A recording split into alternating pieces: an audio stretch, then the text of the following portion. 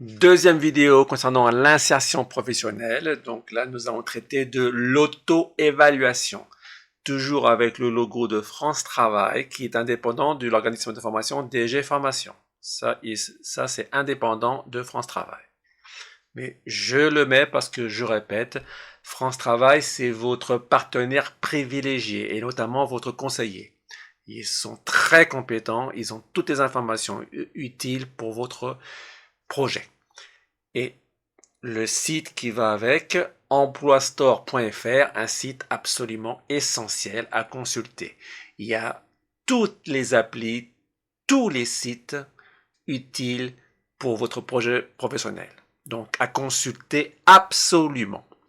Alors l'auto-évaluation, qu'est-ce que c'est? Ça peut être un diagnostic, mais c'est plutôt une manière de faire le point sur ma situation. Je fais le point sur ma situation de manière objective, c'est-à-dire que je ne mens pas, rien que les faits.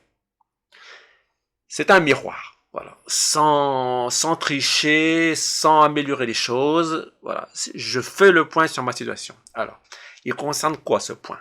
Il concerne en premier lieu ma formation initiale. Votre formation initiale, c'est votre scolarité. Est-ce que vous êtes allé à l'école, en quelle classe, en primaire, au collège, bac plus? Est-ce que vous avez eu un diplôme ou pas? Donc ça, c'est la première chose. Ensuite, ma formation continue. Cela concerne plutôt les adultes. C'est après l'école. Est-ce que vous avez fait une formation qualifiante, par exemple une remise à niveau en mathématiques ou en français, ou alors apprendre l'anglais, ou alors une formation continue certifiante qui va vous amener vers un titre professionnel, c'est-à-dire c'est comme un diplôme mais dans le monde professionnel. Exemple, une formation de commis de cuisine. Donc c'est une formation assez longue qui va vous permettre à la fin d'avoir un titre professionnel. C'est comme un diplôme. Donc vous saurez toutes les compétences à avoir pour être commis de cuisine. Donc ça c'est certifiante. Si vous voulez, vous la considérez comme une formation qui délivre à la fin un diplôme. Mais dans le monde professionnel, ça s'appelle un certificat. Donc ça, c'est qualifiante, c'est pour vous améliorer sur certaines compétences. Certifiante, c'est pour vous amener à avoir un diplôme, un certificat. Alors, mes savoirs fondamentaux, c'est ce que je sais en matière de savoirs fondamentaux. Quels sont les savoirs fondamentaux? C'est notamment la langue française. Est-ce que je maîtrise l'oral, l'écrit en français? Par exemple, ça peut être aussi les mathématiques. Ça peut être aussi l'anglais. Et ça peut être aussi le numérique. Très important. Est-ce que je sais me servir d'un ordinateur? Est-ce que je connais Word? Est-ce que je connais le Drive? Etc. Donc ça, c'est très important. Ce sont vos savoirs fondamentaux. Donc le français, les mathématiques, l'anglais et le numérique. Très important. Mes savoir-faire professionnels, là, ce sont vos compétences liées à un métier spécifique. Exemple, je reprends l'exemple du commis de cuisine. Est-ce qu'il sait faire une salade? Est-ce qu'il sait faire,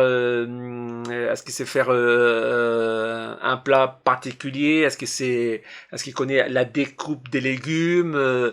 Voilà, c'est ça. Là, ce sont des savoir-faire professionnels. Un boulanger, on va lui demander de savoir pétrir la pâte.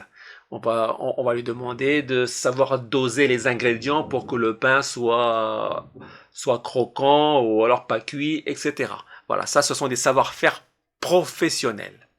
Enfin, les savoir-être professionnels, les savoir-être sont aussi importants. Par exemple, savoir travailler en équipe. Donc, c'est très important. Savoir travailler en autonomie, c'est-à-dire tout seul.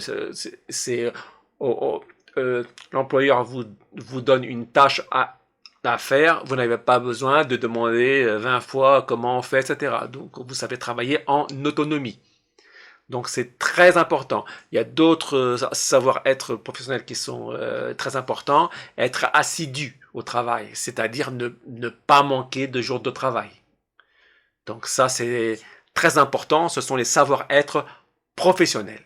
Donc pour garder un emploi ou pour avoir un emploi, l'employeur va assurément les contrôler.